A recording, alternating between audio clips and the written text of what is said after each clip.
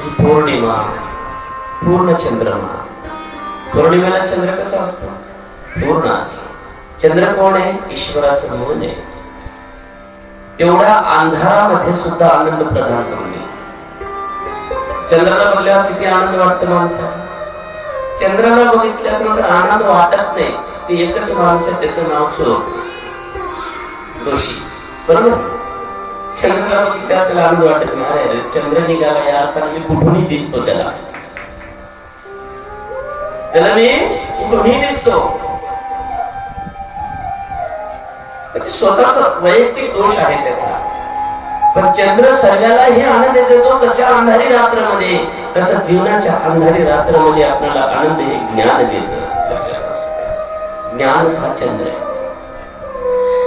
जसं चंद्रापासून सगळ्यांना अमृत प्राशन करायला प्राप्त होतं, तसं ज्ञानापासून आनंदाचं अमृत प्राशन करायला आपल्याला सद्गुरू पासून प्राप्त होत असत. जसं चंद्राच्या अमृताला प्रत्येकाला घेता येत नाही, तिथे एक सद्गुरूच लागतं.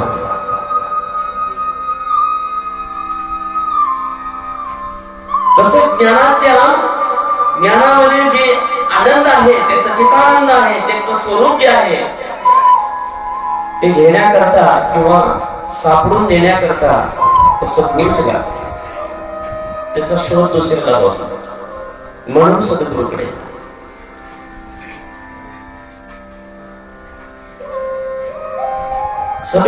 कोणी जावे असा विषय नाही.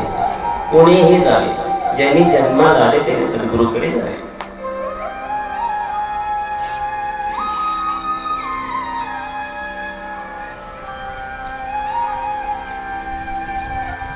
किंवा अमुक एक पंथाचा पाहिजे किंवा फलाना पाहिजे असं नाही आहे सद्गुरूकडे जाण्याचं. सद्गुरूकडे कोणीही जावे, जन्माला आले त्यांनी सद्गुरूकडे जावेच आहे. आणि जोपर्यंत सद्गुरूचं ज्ञान हृदयामध्ये प्रगट होत नाही, तोपर्यंत मुक्ती मोक्ष या शब्द तोंडाला बोलता सुद्धा येत नाही. आणि बोलून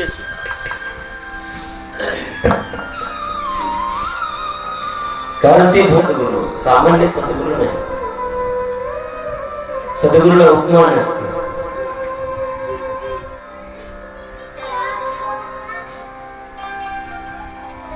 सद्गुरू कोण असतात? ज्ञानाचे राजे असतात. संत कुळाचे राजे असतात सद्गुरू. सद्गुरू कोण असतात?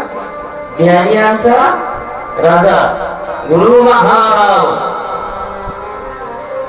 म्हणे ती ज्ञानदेव तुम्हा आहेस.